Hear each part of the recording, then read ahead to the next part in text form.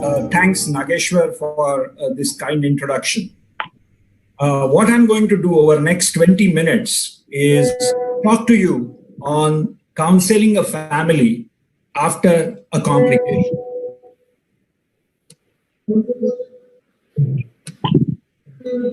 So let me start with this preamble. None of us are going to live long enough to commit all the complications ourselves, and leave alone finding solutions to each of these complications. As a matter of fact, I don't think there is a need for each one of us to reinvent the wheel. And that is the reason why we must keep sharing the lessons that we have learned through each of these complications. Many a times we tend to share our successes, but I think if not equally, even more important, we share our failures so that if somebody else gets into the same problem, we entire strategy and can easily depend on the strategy that you have shared. Oh, you can't hear me? Sir, we can hear you. We can hear you, sir. Okay, sorry. Can you hear me now? Yes, sir. Please continue. Okay, thanks. So what I'm going to do is just share some random thoughts on complications, not necessarily only related to counseling, although counseling will be the important aspect of this talk, but to take you through various thoughts that came to my mind dealing with these complications for over the last 3 decades. And the emphasis of this presentation is that it is more relevant to the developing world in many ways. And maybe some of the things are a little superfluous in developed countries. Now, what are the lessons that we have learned from our experience? The first and foremost is that the complications don't knock at our door before coming. They come from nowhere as a bolt from the blue. Yogi Berra, who used to train the New York baseball team, used to say, "It ain't over till it is over." And this is a very common saying in sports. Like in cricket, you always say, "It is not over till the last ball is being bowled." I think in pediatric interventions, we can go a step ahead and say that it ain't over even after it is over, because you can have complications even after the procedure is over. Maybe in terms of hours, maybe in terms of days, and sometimes maybe in terms of years.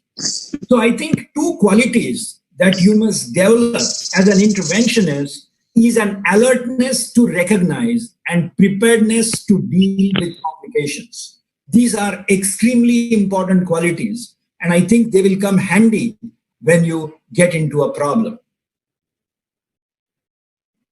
Another important aspect is communicating with the patient and family, especially during difficult times. So when you get into a complication, and I think that is an art. Unfortunately, it is neither a part of our curriculum nor a part of our evaluation. Neither in our MD or DM or DNB or FNB examination, we are evaluated for our communication skills. So we hardly learn anything in terms of communications excepting from our seniors. And it comes to us only on the job. So till such time you are in practice, you will never learn the art of communicating with patients and families. I believe the earlier you learn this art, better it is, because most of the problems, whether they are medical, legal, ethical, all those things, I think arise due to improper communication or many times due to lack of it. I think it's very important that you communicate.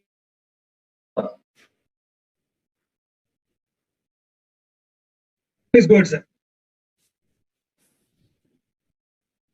In the developing world, apart from playing the role of a physician, you are expected to play God. So you decide whether to intervene. For example, there are many centers where hypoplastic left heart will never be intervened in our country.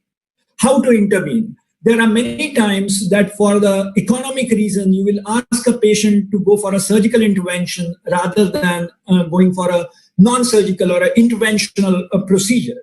And many of the mild pulmonary artery stenosis, mild coarctations, which may be treated in the developed countries, you may probably try and evaluate them clinically over a period of time before you take a call on intervention. So I think because family says that, sir, aap jo bolenge wo hum karenge, whatever you say we will do, I think we tend to believe that we are gods. And then while doing an intervention, we say, oh, this is 100%, that we can do this without problem.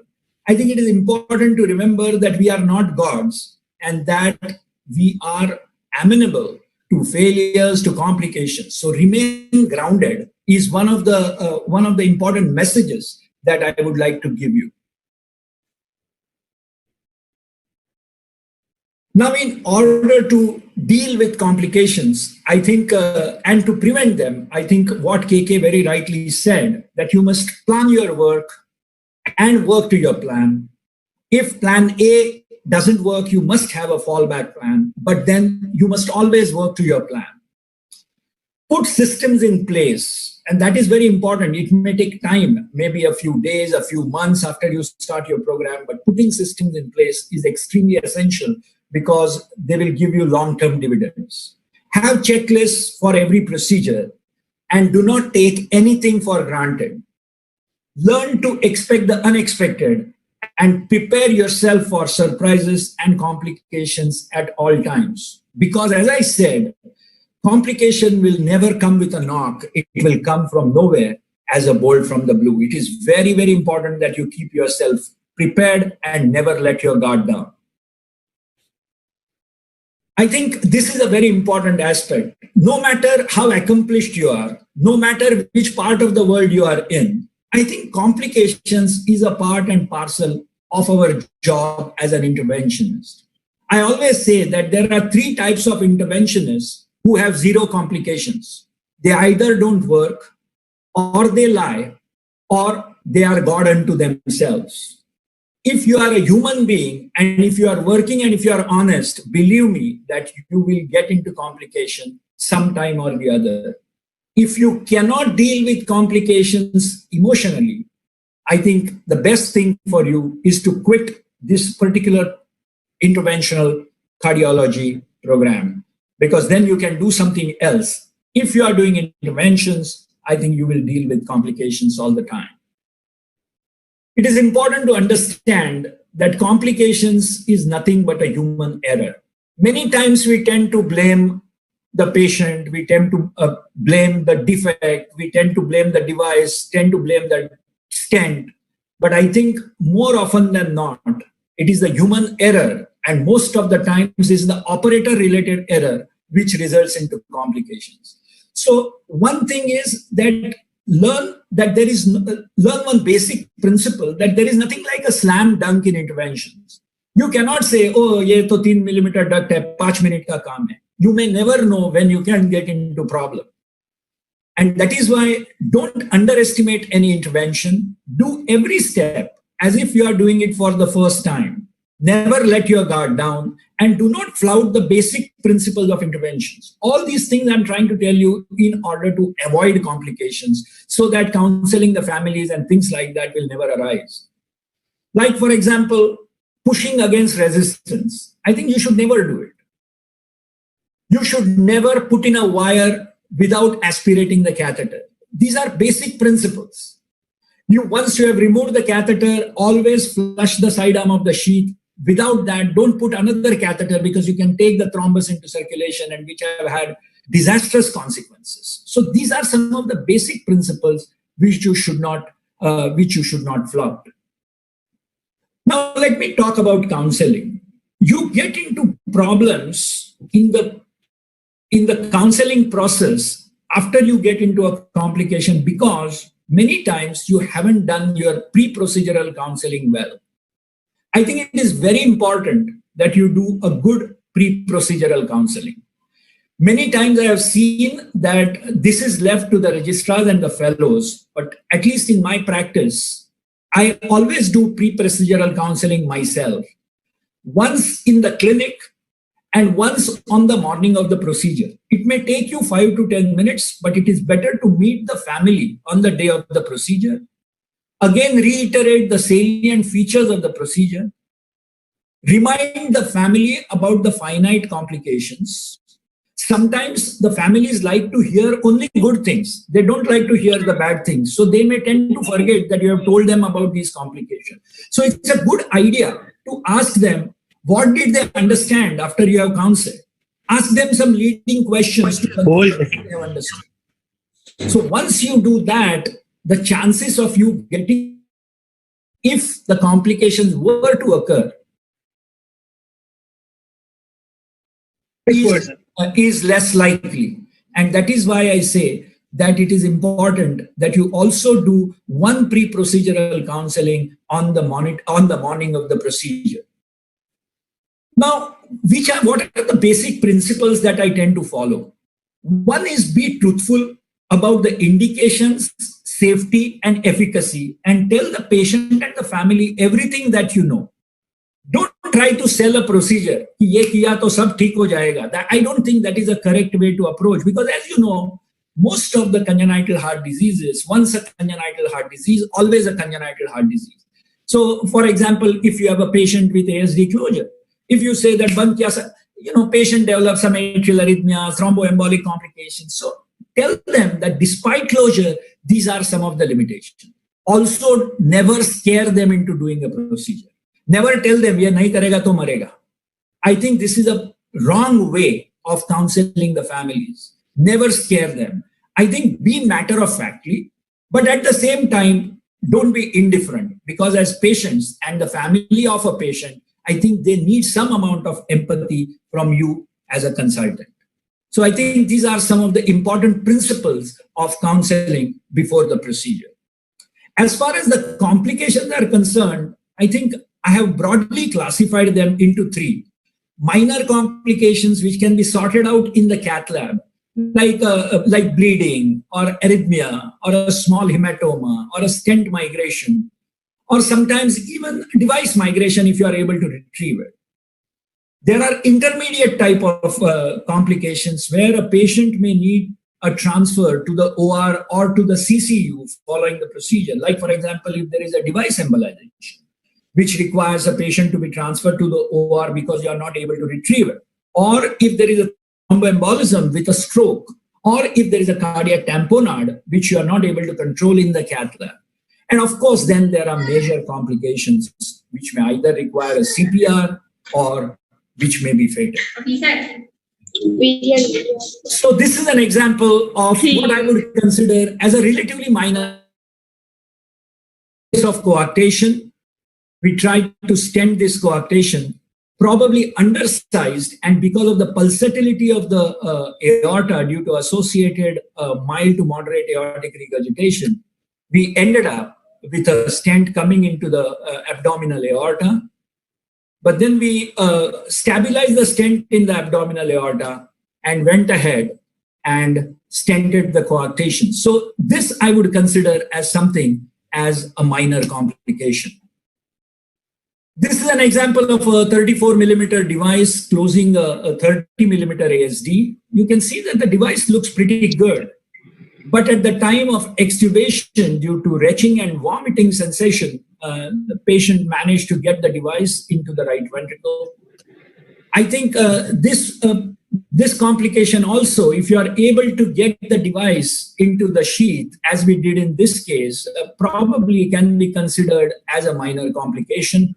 And you can see that we have got the device out and then went ahead and closed the defect with the 36 millimeter device. But this may not be the case every time, and the so-called minor complication will become relatively major if you have to take this patient to the operating room, as was the case in this patient, where we embolized a 38 millimeter device, could not remove it in the cath lab, and had to be removed in the operating room with closure of the ASD. And now I will show you one of the complications which I consider as a major complication. So this is a mid-muscular VSD in a 3.5-year-old child. This is done many, many years back, maybe 8 or 9 years back, or even maybe. So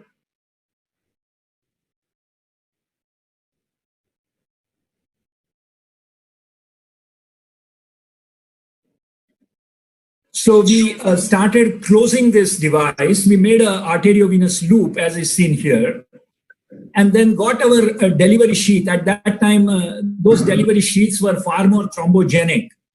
And that is why, probably they were not like the sheaths that we have for delivering the devices now. So we got the sheath into the ascending aorta. And this is the muscular VSD device, which is coming from the sheath. The moment we got the LV disc into the left ventricle, you see what happens. The patient actually crashed on table. And you can see that the pressure has dropped to nearly 15 millimeters of mercury. We had the echo machine. We looked at the aortic valve, looked at the mitral valve, looked at the pericardium for any effusion. But if you see very closely, there are some ST elevations in lead 1. So we thought that probably we might have had some problem with the coronary. We had to start the CPR here, and my colleague, Dr. Robin Pinto, is an adult cardiologist as well. So he could, in the meantime, get the catheter into the left coronary artery. And you can see that there is a huge saddle-shaped thrombus, both into the LAD and into the left circumflex. So what we did is that we changed the catheter to a guide catheter, and we continued with our CPR.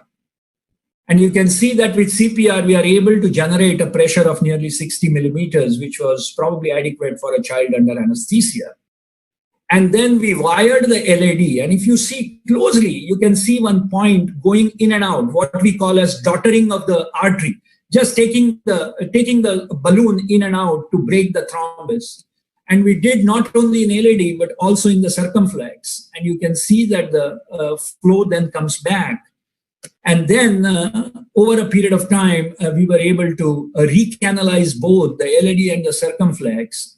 And then we were able to get the coronaries clean. The pressure, of course, with inotropes went pretty high. We let the pressure come down, and then we went ahead and closed the VSD in the same sitting with a reasonably good result. So this is what I would consider as a major complication. And as KK said, that had we probably done the ACT, or had we been more particular about flushing of the sheaths, probably we could have avoided this. We had good heparin on the board, and we were sure that we had flushed the sheath adequately. But then these are some of the things which are unexpected and really come as a surprise. And this is how the patient went out of the lab.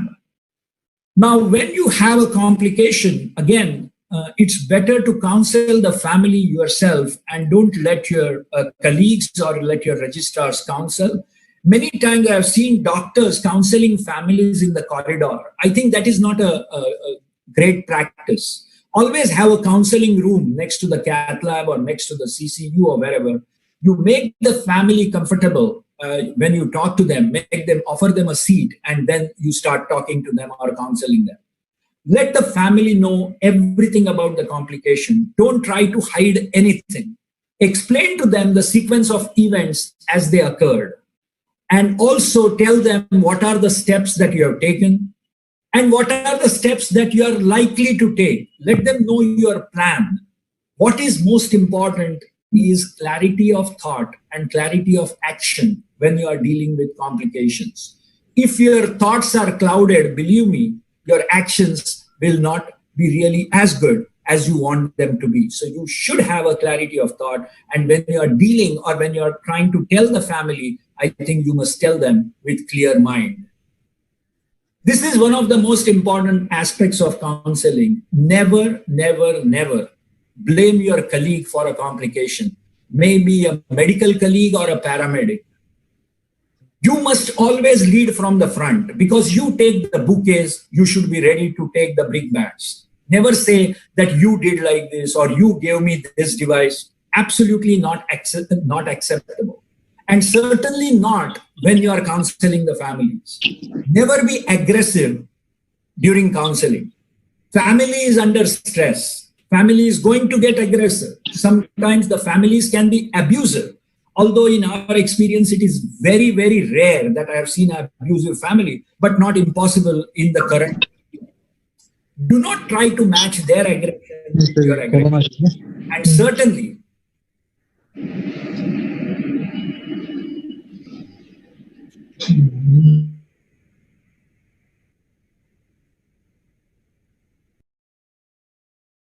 can never afford to be abusive. So neither get aggressive nor be abusive.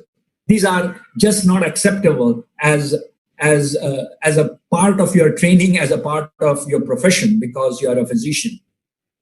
Now, what is your job? Your job is to save the child and or to reduce morbidity if it is not life-threatening. Work towards that goal. When you are in a complication, it is not the time to think, what will happen to me? Will there be a medico-legal consequence? Will I be sued? What will happen to my practice? What will happen to my attachment? All these things will cloud your thinking. And as I said, if it clouds your thinking, it will cloud your actions. So always be positive. Do everything possible under the circumstances. And not only that you should do it, but it should be seen that everything was done for that child. Don't think about the cost, how much that snare will cost, how much that bioptome will cost. Remember one thing, that human life is priceless. Even if you have to pay from your own pocket for that case, it doesn't matter, but do everything. Otherwise, the guilt will haunt you for the rest of your life. These are some of the important things. When you get into a complication, keep the family in the loop all the time. It is not possible for you to talk to them every time, but tell them that from now onwards, this colleague of mine or this nurse will come and talk to you till such time I complete the procedure, because ultimately you have to take care of the child as well. Do not abandon the patient. It is very important. When there is a complication, many times you say that, okay, you look after this, I have to do something in the outpatient, I have to look in the ICU.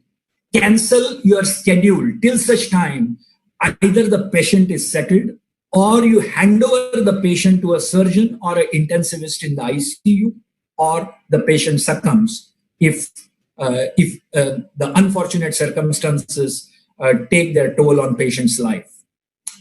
Regarding death, it is my practice to break the news of the death myself. I have never let my juniors or my colleagues break the news of death. And you have to be empathetic and you have to be willing to take everything that the family will tell you. There are patients' families who can tell you that you have killed my child. And you should be mentally prepared for this if that unfortunate event were to occur. I think you must listen to the family. Don't try to interrupt every now and then. Oh, maine aisa kiya, no, I did. First, listen to the family. If they have any questions, answer all their questions. Never dodge any questions. And I think you must answer them very frankly. Tell them whatever you know upfront. Remember one thing, discussing complications in a meeting is different, because there you have a scope for conjectures. When you're talking to the family, I think there is no room for conjectures. You say that this is what you know. You tell them that this is what you don't know. Honesty, in my opinion, is the bottom line and is the best policy while dealing with patients and their families in distress. Our job as interventionists is like that of a wicketkeeper in cricket. You may collect 1,000 balls behind the wickets, but you will never be pardoned if you let go one snake. You may close thousands of ASDs, but every embolization, every erosion, you will be held responsible. In cricket, there is a second chance. If you score a 0 in the first innings, you can manage to score a century in the second. Remember, in interventions, there is only one chance. There is no second chance in the same patient. You may have a second chance in a different patient, but not in the same patient.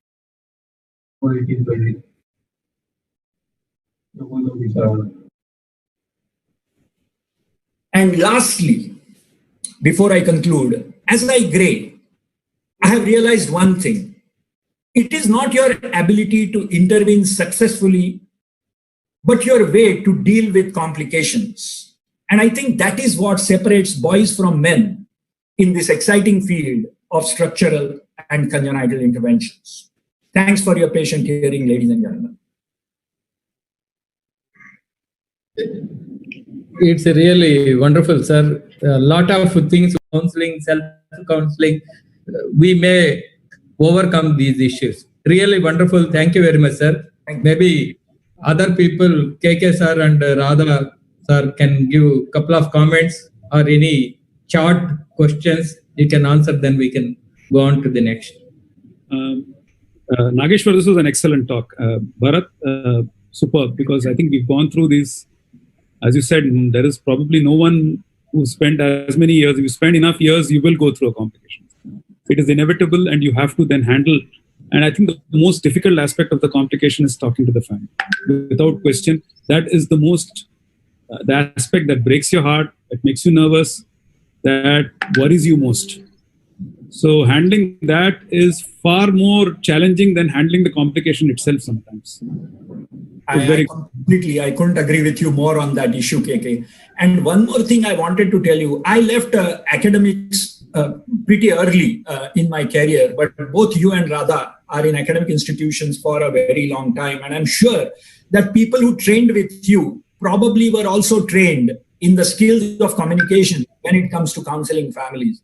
Because I must say that when I trained myself at KEM, this was not a part of my curriculum. And I never actually learned the art of communication unless till such time I went abroad. I saw many centers, many institutions, and many consultants, and the way they spoke with the patients and the families. I would like to know from both of you, since you have spent so many years, that do you really take special care of training your fellows in the art of counseling?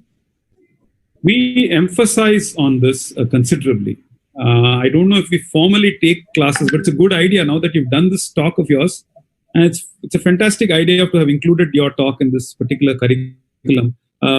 We haven't actually formally had classes on how to communicate. I think that's a big deficiency of medical system in this part of the world in general. We have not been taught formally how to communicate vis-a-vis, let's say, UK or anywhere else where this is incredibly important. I think this has to be now formally taught to everyone. Important. We set some examples for our fellows to follow. They work with talking to families. Sometimes we do a very good job. Sometimes we don't do a great job. They have enough feedback from families and their reactions, so they know when we've done a good job. But I agree with you. I think we have to be more conscious to think about this. We haven't given it enough a thought, and this will be a very high priority on our curriculums. Can you please unmute Radha's microphone? No, we can't hear Radha. Yeah. That was a wonderful talk. Thank you. We also face this problem sometimes about counseling. So there are two things that we do, especially when it comes to very sick babies.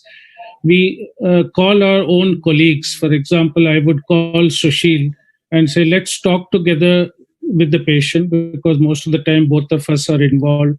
The other thing that is most stressful is when the whole thing gets prolonged.